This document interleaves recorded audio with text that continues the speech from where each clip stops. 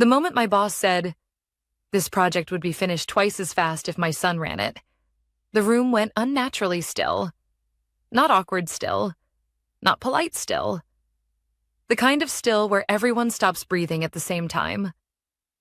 I was seated halfway down the long walnut table, my notebook open, pen perfectly aligned along its spine. 12 board members, 1 founder, 1 heir, and me, head of operations, lead architect on the project in question, and apparently expendable. No one looked directly at me, but I felt every shift of attention tilt in my direction. My boss, Andrew Cross, folded his hands as if he had just commented on the weather. Neutral, reasonable, almost kind. It was none of those things. I'd been here long enough to know the difference between an observation and a verdict. His son, Matthew, sat to my left in a tailored suit that still smelled new. He didn't speak. He didn't need to. His confidence had never required proof. When our eyes met, he smiled. Not wide, not openly cruel. Just a small tightening at the corners of his mouth, like he already knew the ending of a story the rest of us were still pretending to write. I felt the resignation letter before I reached for it. The envelope rested inside my notebook, folded once, crisply. I'd printed it at home at midnight, the night before the meeting. Not because I planned to quit, at least not yet, but because I'd learned something important over the years. When people start talking about speed instead of accuracy, replacement is already underway. Andrew continued, "Kelly is thorough, but this phase requires momentum." He didn't use the word slow. He didn't need to. The implication hung there, sharp and deliberate. Thorough had become a liability. Precision, a weakness. Matthew leaned back, arms loose, relaxed in a way that only someone insulated from consequence can be. He didn't look at the project brief, didn't ask a question. He already owned the outcome in his mind. I stood. The sound of my chair legs against the floor was louder than it should have been. Andrew paused, surprised. Not by disagreement, but by the interruption. That was new. "If you want your son to take over," I said calmly, my voice steady enough to surprise even me, "then this belongs to you." I placed the envelope on the table. One motion, no flourish. Matthew's smile sharpened. Across from us, the founder, Richard Hale, finally moved. He had been silent the entire exchange, fingers steepled, eyes unreadable. He studied the letter, then Andrew, then me. "All right," Richard said. "Hand the project to your son." Andrew exhaled, victorious. Then Richard turned slightly in his chair, his gaze locking onto mine. "Kelly, my office. 10 minutes, bring the letter." He didn't ask. He didn't explain. And somehow, that unsettled everyone more than the resignation itself. I walked out of the boardroom with the envelope still warm from my touch, and the distinct sense that whatever waited behind Richard Hale's door had very little to do with whether I still had a job. When I joined Crossfield Solutions 8 years earlier, I'd been handed a folding desk, a secondhand laptop, and a backlog everyone else wanted to forget. I took it anyway, sorted it, fixed it. Built systems that quietly saved contracts no one ever thanked me for preserving. Andrew barely noticed me then. He didn't have to. I wasn't in his way. That changed 3 years ago when Matthew joined the company under the title Strategic Associate. No department, no metrics, just access. Andrew introduced him with a proud clap on the back and a speech about fresh energy and modern instincts. Matthew called my work solid the first week. The word landed wrong. It always does when spoken downward. After that, the shifts were subtle. Meetings rescheduled without me. Reports revised after I submitted them. Slides I built presented without attribution. When I asked questions, I was told I was being territorial. When I warned about risk, I was told I was being negative. By the time I realized Andrew wasn't just preparing his son to lead, but preparing me to fail, it was already well underway. Richard Hale's office overlooked the harbor, all glass and light. He didn't motion for me to sit. "Why now?" he asked, nodding at the envelope. "Because today made something clear," I said. "This wasn't about speed. It was about ownership. And silence would have made me complicit in what comes next." He studied me for a long moment. "What do you think comes next, Kelly?" I met his eyes. "A mess someone else will have to clean up." A flicker, interest, not surprise. Richard glanced toward the window, then back at me. "Good," he said quietly. "Then let's talk about what happens when the person who actually understands the system steps outside of it."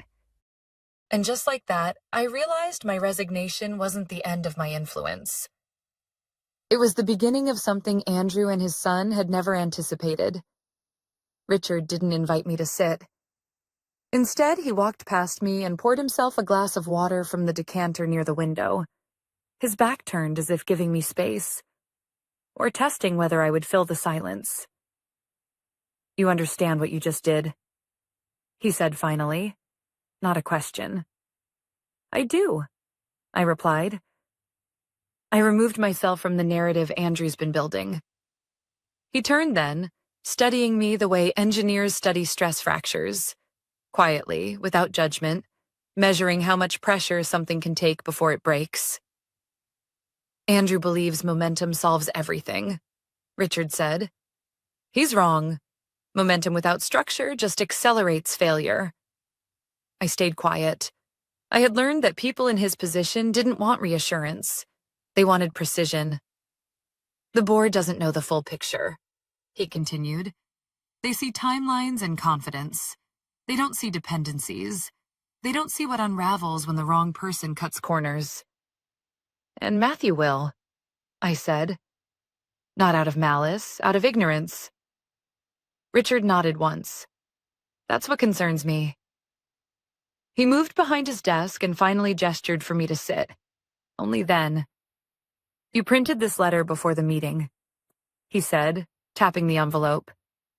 "Why?" "Because I've seen this before," I almost said. "Because women who resist are labeled obstacles. Because if I waited, they would shove me out and call it restructuring." Instead, I said, "Because I wanted control over when the story changed." A faint smile touched his mouth, gone as quickly as it appeared. "Good answer," he said. "Here's mine. I'm accepting your resignation. Publicly." My chest tightened, just slightly. "But privately," he continued, "you are not leaving this project." He opened a slim folder on his desk and slid it toward me. Inside, a contract header, Independent Operational Consultant, Hailstone Group. Hailstone was our largest external partner, the one Andrew never interfered with, the one that answered directly to Richard. "You'll review the entire project structure from Hailstone's side," Richard said. "No internal politics, no crossfield reporting chains.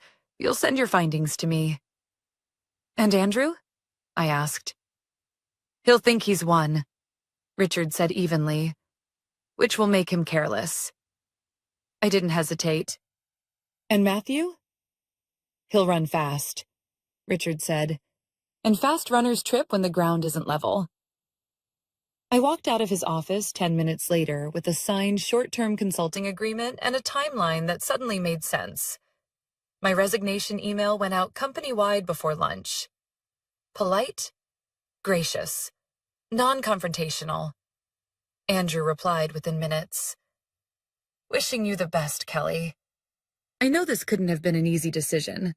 It was the first lie of many. Hailstone's offices were 3 floors above a co-working space near the river. Clean, efficient, quiet. No glass walls, no performative meetings. Just whiteboards filled with equations and people who asked questions before offering opinions. Emma Shaw, Hailstone's director, shook my hand firmly. "I won't insult you with pleasantries," she said. We've been flagging inconsistencies in Crossfield's reports for 6 months. Richard thinks you know why. I do, I said, but we'll need to confirm it carefully. She handed me a key card and a thick binder. We already pulled what Andrew sent over last quarter, she said. You'll recognize what doesn't belong. I did, within the first hour.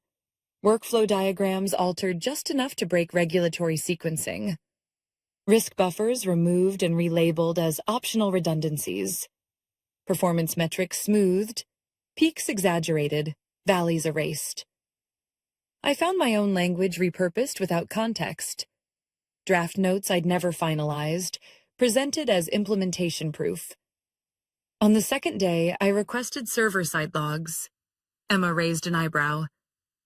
Expecting something? I am, I said, and I hope to be wrong.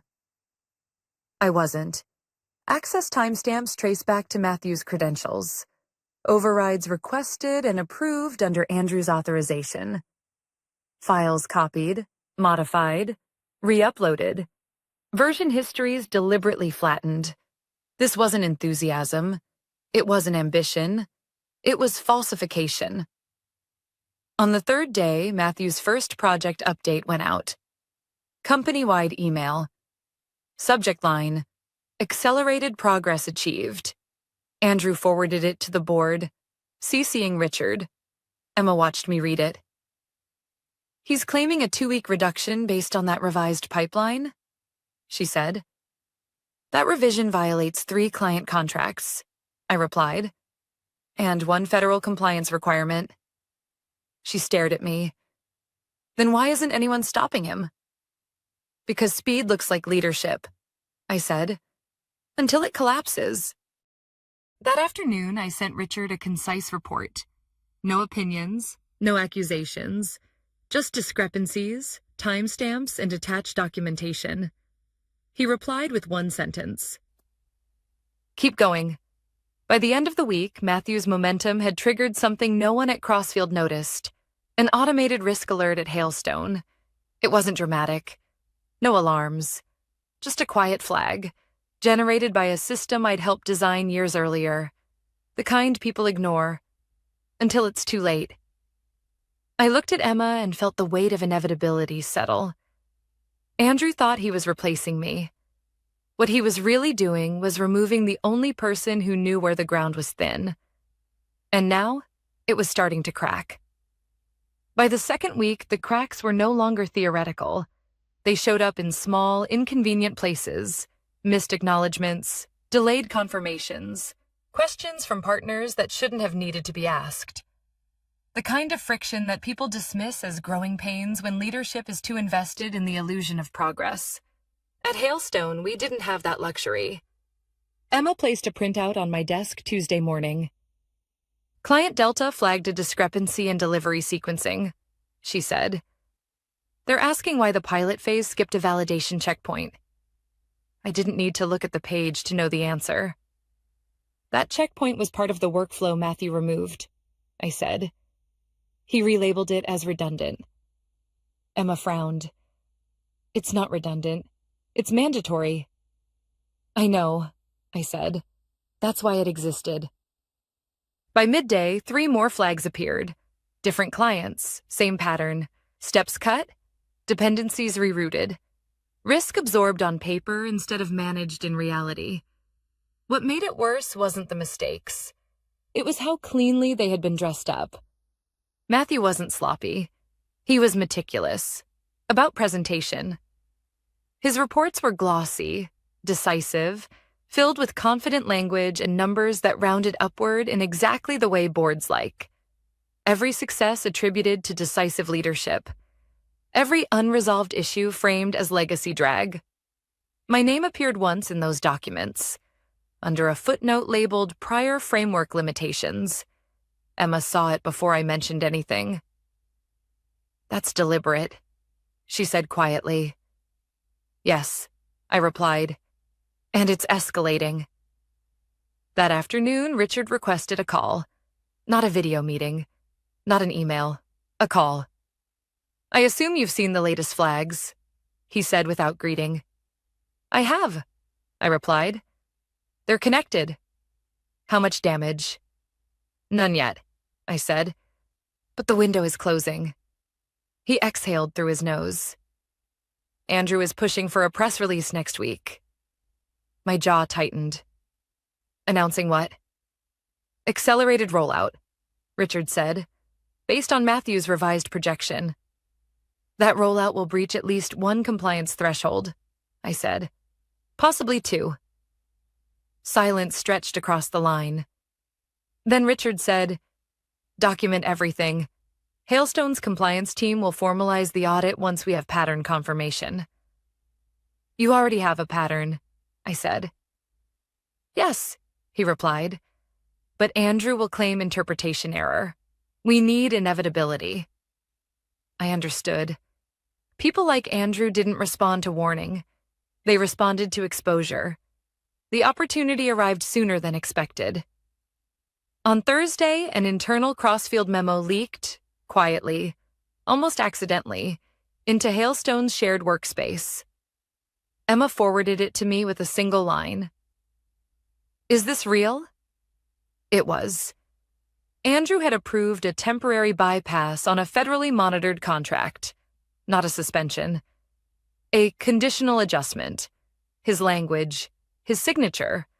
Matthew's efficiency gain, written in confident bullet points. It took me less than 5 minutes to trace the origin of the supporting data. It was mine. A draft from 2 years earlier. Marked incomplete. Never approved. Matthew had copied it, changed the timestamps, and inserted it as evidence of real-world performance. He hadn't even fully understood it, just enough to make it look convincing. That was the moment my anger sharpened into something colder. This wasn't ambition anymore. It was fraud. I called Emma. We need Marcus. Marcus Klein was Hailstone's compliance lead. Former regulator, exacting, unimpressed by confidence. When he arrived, I laid out the evidence without commentary. Logs, versions, authorization chains. He read silently, jaw tightening. This isn't aggressive leadership, he said finally. This is intentional misrepresentation. Yes, I said, and it's systemic. He nodded once. I'll trigger a formal audit. That puts us on record. What does that mean for Crossfield? Emma asked. Marcus looked up. It means their board will receive findings they can't redefine. That evening, my phone buzzed. A message from Jake, a project analyst I'd worked closely with for years. Kelly, are you watching this? I replied immediately. What happened? Matthew presented today. The board applauded. Andrew looked triumphant. My fingers hovered over the screen. Any questions? A pause. Then, Helen asked about missing validation steps. Andrew said those were tied to your old framework and had been streamlined. I closed my eyes. Did anyone challenge it? I typed. Another pause. Longer this time. No. The silence told me everything. People weren't convinced. They were intimidated. The audit findings were sent the following morning. Not leaked, not dramatized, delivered. By afternoon, Richard forwarded me a single message. Emergency board session scheduled. You are not invited. I didn't need to be. Jake called an hour later, whispering, Kelly, it's bad. I listened as voices rose in the background. Andrews, tight, defensive. Matthews, higher, frantic. Then Richard's voice cut through, calm and sharp. Explain why Hailstone's logs trace falsified data to your authorization. A pause. Papers rustling. Andrew stammered something about misunderstanding. Richard didn't raise his voice. Intent doesn't matter when the outcome is manipulation. I leaned back in my chair, heart steady, breath slow. For the first time since I stood up in that boardroom, I wasn't bracing myself for impact. I was watching gravity do its work. Andrew had removed me to speed up the story. What he hadn't realized was that I was the only one who knew how it ended. The board meeting lasted nearly 2 hours. I wasn't in the room, but pieces of it reached me in fragments. Through Jake's hushed phone call, through an email Emma received from Hailstone's legal team, through the tone of Richard's brief update that came late that afternoon. Short, precise, controlled, proceeding as expected, remain available, that was all. Jake called once the meeting adjourned. He didn't bother lowering his voice this time. Kelly, I've never seen anything like it. I closed my laptop and leaned back, staring at the ceiling. Start from the beginning. There were charts, he said. So many charts. Andrew kept trying to explain them away. Calling them drafts, calling them misaligned timestamps. Matthew tried to jump in twice. Richard shut him down both times. I could picture it. Matthew used to interrupt constantly when I spoke, confident no one would stop him. That confidence didn't survive correction. What changed? I asked. Helen, Jake said. She asked why the workflows Hailstone reviewed didn't match what the board had approved 6 months ago. Andrew said they'd evolved. Richard asked who authorized the evolution. And? I prompted. Jake exhaled. No one answered. According to Jake, the room shifted when Marcus Klein joined by video. No drama, no accusation, just a calm walkthrough of evidence. Logs, timestamps, authorization trails. Marcus didn't say fraud. He didn't have to. He said the discrepancies weren't accidental, Jake continued, that they showed intent to conceal performance failures by reallocating attribution. My fingers tightened slightly around my phone. And my name? I asked. A pause. Richard addressed that directly. Jake said. He said the systems being praised today were built and validated under your leadership, and that the accelerated revisions bypassed safeguards you specifically designed. I closed my eyes. For months, my work had been spoken about as if it were outdated, fragile, inferior.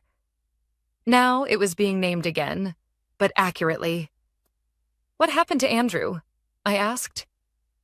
That's the part that got quiet, Jake said. Richard said Andrew would step away immediately pending a full internal investigation. HR escorted him out. And Matthew? Jake hesitated. He tried to argue, said he was following direction, that you'd refuse to adapt. And? Richard's voice came back to me through Jake's memory. Steady, unmoved. Following direction without understanding consequence is not leadership. Matthew was removed from project authority effective immediately. His access revoked. His future suddenly undefined. When the call ended, I sat there longer than I expected to. I didn't feel triumphant. I felt tired. That evening, Richard asked me to meet him the following morning. Not at Hailstone. Not at Crossfield. A cafe near the water. Neutral ground. He was already there when I arrived, coat folded beside him, coffee untouched. You handled this cleanly, he said once I sat down. I documented facts, I replied. That's all. That's more than most people do, he said. They hesitate. You didn't. I stirred my tea slowly. Because hesitation was already being used against me. Richard nodded. Andrew counted on your restraint. Yes, I said. He always did. He slid a folder across the table, thicker than the first. This is not a return offer, he said before I could open it. Crossfield no longer deserves your loyalty. Inside was a long-term consulting agreement. Direct, independent. My name listed not as support, but as authority. You'll operate outside the company, he continued. You'll design, audit, and approve systems that Crossfield relies on, but cannot alter. I looked up. Andrew built his power by controlling internal narratives. Exactly, Richard said. And they collapsed the moment they left that ecosystem. I sat with that. The vindication, subtle and restrained. What's the message here? I asked. To the board? That accuracy outlasts influence, Richard replied, and that systems built on truth don't break when personalities do. I signed the contract 2 days later. Andrew's termination became official by then. Matthew's role quietly dissolved. No announcement, no apology. The company reframed the narrative quickly. Strategic realignment, leadership transition, commitment to integrity. I watched it from a distance, no longer inside the machinery. Jake visited me at Hailstone that Friday. He looked lighter. People are talking, he said. Not just about Andrew, about you. I smiled faintly. Let them. They're saying the project didn't stall when you left, he added. It failed. That was inevitable, I said. They removed structure, not me. As he left, I turned back to my screen, reviewing a system diagram. One crossfield would rely on for years without knowing where my influence ended and theirs began. For the first time, my work wasn't subject to reinterpretation. It simply existed. And that, I realized, was power Andrew never understood. The fallout didn't arrive all at once. It unfolded in layers, the way consequences usually do when no one is rushing to dramatize them. Crossfield's official announcement came on a Monday morning. A carefully worded internal memo about organizational restructuring and temporary leadership adjustments. Andrew's name appeared once. Matthew's didn't appear at all. By noon, the trading partners knew more than the memo said. Hailstone's compliance notice triggered secondary reviews from 2 external auditors. Not because they were suspicious, but because protocol demanded it. Once that chain begins, it doesn't stop for sentiment or seniority. It stops only when the math does. I felt the shift before anyone told me about it. Emails from partner firms addressed directly to me instead of going through Crossfield's executives. Questions became detailed again. Precise. Real. The way professionals speak when they no longer trust filtered information. Emma noticed it too. They're treating you like a fixed point, she said one afternoon as we reviewed the first stabilized projections since the audit. They always did, I replied. They just weren't allowed to say it out loud. By midweek, Crossfield's redesigned workflow collapsed entirely. Not dramatically. No system-wide outage. Just a steady accumulation of delays, reversions, emergency patches. The kind that don't make headlines, but cost trust. Jake called me after hours. They reinstated 3 checkpoints you built, he said. Quietly. Same structure. New labels. I almost laughed. Almost. They can change the names, I said. They can't change the logic. The board meeting that followed was closed door. No consultants invited. No junior staff present. When Richard called me afterward, his tone was measured. They've asked me to accelerate the long-term external oversight, he said. I assumed they would, I replied. They didn't frame it as oversight, he added. They framed it as dependency. That word mattered. Dependency meant they no longer believed they could operate independently of the systems I designed. They had pushed me out, measured the void, and recalculated. And Andrew?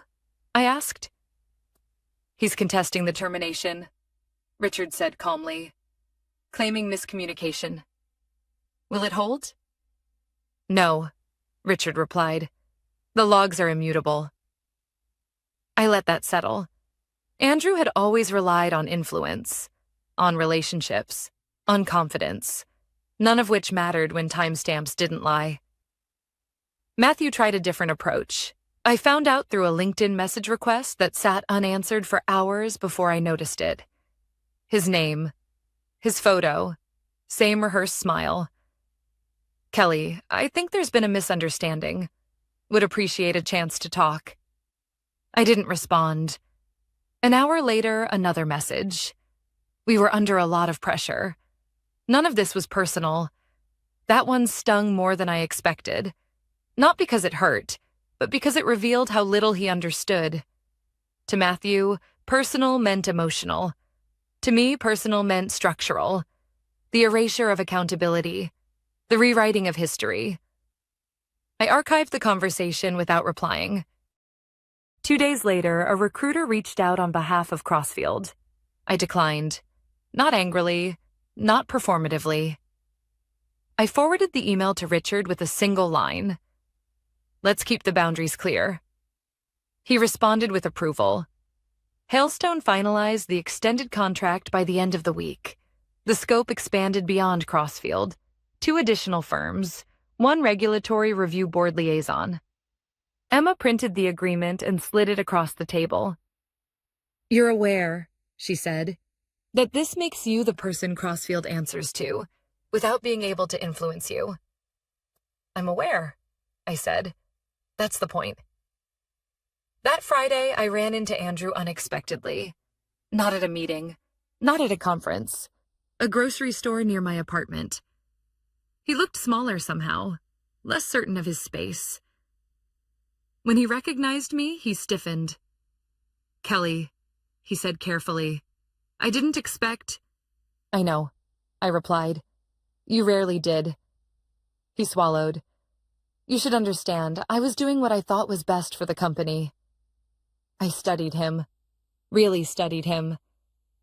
You were doing what was best for your son, I said. The company was incidental. That's not fair, he snapped. No, I said evenly. It's accurate. He searched my face, perhaps expecting satisfaction, gloating, vindication. He found none. I warned you, I continued, quietly, repeatedly. You ignored me because listening would have required you to slow down. Silence stretched between us. I hope it was worth it, I said finally. Not threatening, not cruel, simply factual. I walked away before he could respond. That night I sat at my desk reviewing a series of new system models. Clean, unfiltered, stable. Work that didn't ask me to defend its existence. For the first time in years, my energy wasn't being redirected toward survival. It was being invested in construction. Andrew had built his legacy on visibility. I was building mine on infrastructure. And infrastructure, I had learned, always outlives ego. The appeal failed quietly. No press release. No final statement. Just a formal notice circulated internally, confirming that Andrew Cross's termination had been upheld in full. Cause established. Due process followed. Case closed. I found out the same way I'd found out about most things lately. Indirectly. Jake called during his lunch break, voice low but firm. It's official, he said. HR wrapped it this morning. No severance. I let out a slow breath I didn't realize I'd been holding. And Matthew? Jake hesitated. He resigned last week. Gave notice. Didn't say where he's going. I imagine he won't, I said. When the call ended, I sat at my desk for a long moment, hands resting flat on the table. I didn't feel relief the way I'd expected. There was no rush of satisfaction, no sense of victory. What I felt instead was distance. The kind that comes when something that once consumed your energy finally loosens its grip. At Hailstone, the work had shifted again. Not just volume, tone. People trusted the process now. Conversations weren't defensive. Questions weren't loaded. Emma stopped by mid-afternoon with 2 coffees and a look I'd come to recognize as relief. The board at Crossfield signed off on the new oversight framework, she said. Unanimously. I took the cup she offered. They didn't have another choice. No, she agreed. But they could have delayed. They didn't. That mattered more than it sounded like. Delays were how institutions protected pride. Moving quickly meant fear had finally reached the right places. Richard wants your input on the next phase, Emma added. Strategic, not technical. I nodded. Send me the outline. She lingered for a moment before leaving. You should know, she said. People here talk about you the way they talk about load-bearing walls. Like nothing flashy, but everything collapses without them. I smiled, genuinely this time. That's the nicest thing anyone said to me all week. Crossfield wasn't silent, exactly, but it was restrained. Emails slowed. Inquiries stopped carrying undertones. No one tried to renegotiate the terms we'd set. They were careful now. Careful meant learning. Richard invited me to lunch near the end of the week, not to discuss work. Or rather, not only work. I underestimated how long you carried that weight, he said once we were seated. Not the technical part, the social one. It's easy to miss, I replied. Especially if you're not the one absorbing it. Yes, he said quietly. That's the part I regret. I set my fork down. You gave me space when it mattered. I gave you distance, he corrected, and I knew it would hurt in the moment. It did, I said honestly, but it worked. He nodded once, accepting that. The board wants to issue a formal apology. I looked up. Public? Internal, Richard said. Documented. Attributed. I considered it, then shook my head. Not necessary. It matters, he said. No, I replied gently. What matters is that the system changed, not what it says about me. He studied me for a moment, then smiled. You always did understand the difference. That evening, I passed the Crossfield building on my walk home. Lights still on in half the offices. People inside working late. For years, that had been me. I thought about the hours, the nights, the compromises I had labeled professionalism because I didn't have another word for them at the time. I didn't feel bitterness. I felt clarity. At home, I drafted notes for the final phase of the Hailstone rollout. A system built to make manipulation difficult, transparency unavoidable, accountability embedded. It wasn't personal. It was preventative. Jake sent a message later that night. The team's different now, he wrote. People ask why things work, not just who approved them. I responded after a moment. That's how it should have been. As I set my phone down, I realized something important. Andrew's removal hadn't fixed the culture on its own. Matthew's absence hadn't magically created integrity. What changed was exposure. The quiet certainty that someone somewhere understood the system well enough to see through shortcuts. That presence didn't need to sit in the boardroom. It just needed to exist. And for the first time in my career, I wasn't fighting to be heard. I was being relied on, without being visible enough to threaten anyone. The irony didn't escape me. By stepping away, I'd finally stepped into influence. And the story Andrew had tried to rush past me? It was ending on terms he never took the time to understand.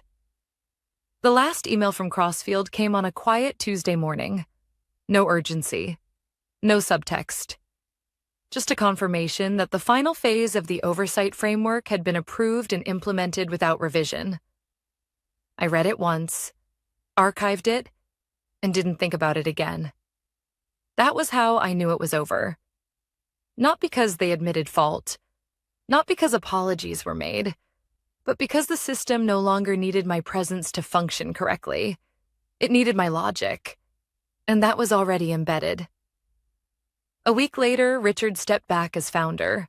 Planned, orderly, boring in the way real succession should be.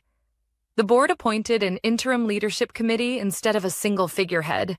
No charismatic savior, no fast talker with a vision deck.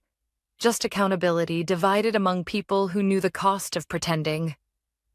When the announcement circulated, Jake texted me a single line. It finally feels quiet in here. I understood exactly what he meant. I didn't attend Richard's farewell gathering. He didn't expect me to.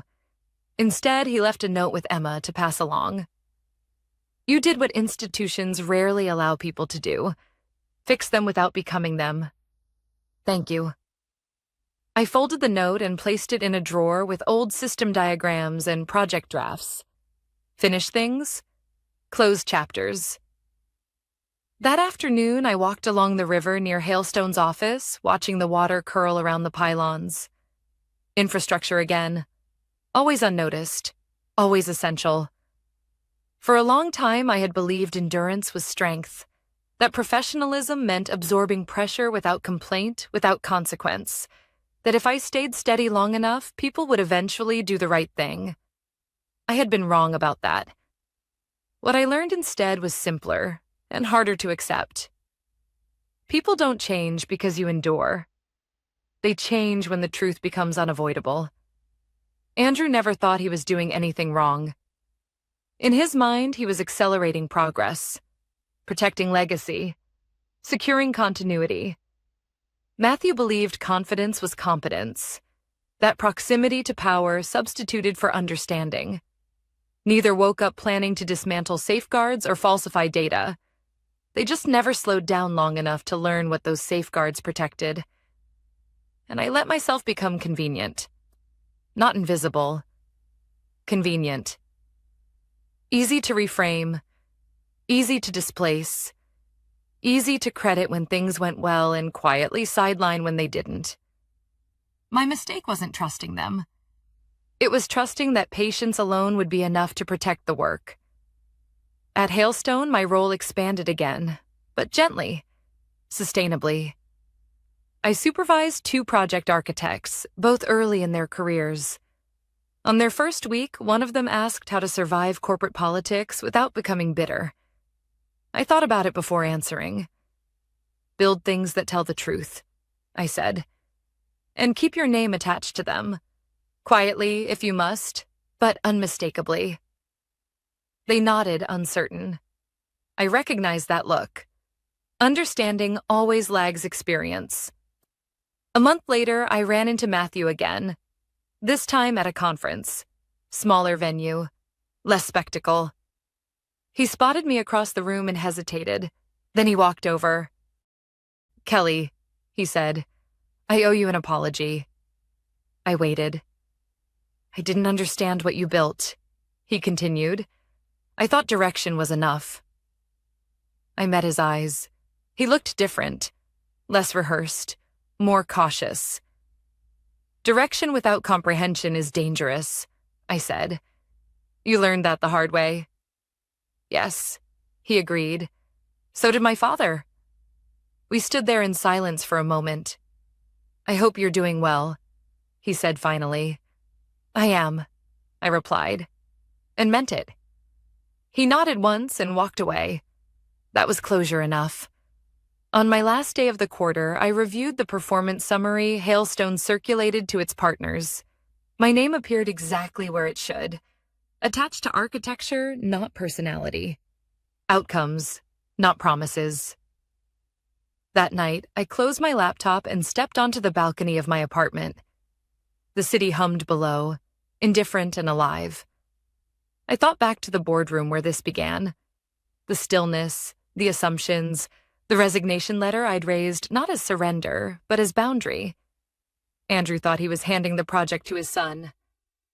What he really handed away was control over the truth. I didn't win by staying. I won by refusing to be rewritten. The work continued without me having to explain my presence. The systems held because they were built to. And my life, finally, moved forward without the constant calculation of how small I needed to be to remain useful. That was the real resolution. Not revenge, not recognition. Freedom. And it turned out to be faster than anything Andrew ever promised.